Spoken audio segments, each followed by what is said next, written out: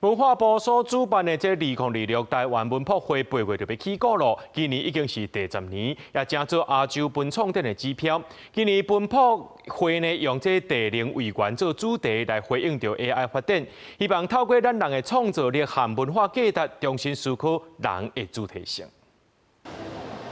一個看似香火地的紙架，卻閣結合南投埔里地武廟的香火，做成保平安的5道符書籤，嘛有結合鹿港社區工藝甲台語拼音做的文創地啊，來自各地的創意，擔攏聚集佇咧要起稿的台灣文博會。今年拄好滿10年，用地靈為源的主題來回應 AI 發展，希望透過咱人的創造力甲文化價值，重新來思考人的主體性。AI 湧現的這個2026，我們想要回到0與1，在湧現這個運作之前呢，我們最原初的起心動念，然後以及這個創造力的一個起點，會員由6個面向來展開策劃，那分別是時間、土地，然後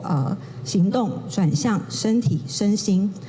今年唔那品牌商店，也有文化測典區，就辦佇咧空中國家文化基地。這佇日本時代是工業研究院，到戰後轉做空軍總司令部，即馬轉型做文化基地。這屆文化測典區就辦佇當要啟用的高級大樓，嘛特別規劃將近80特點，希望互民眾看到台灣民主化的過程，甚至即馬台灣文博會已經成做亞洲文創展的指標。呼應這80年來的歷史哦，象徵是一個飛行的歷程，在戰爭結束之後，整個台灣社會重新的定位，開始滑行起飛，直到今日的民主自由的社會，我們從來沒有放棄過要穩定飛行、繼續前進的這樣一個希望。文化部表示，文化測典區自8月初1開始，安那品牌商店是8月初6佇南港展覽館起稿，會有超過1200個攤位，甲53間國際展商參展，嘛有超過80位國際賣主是來上大場，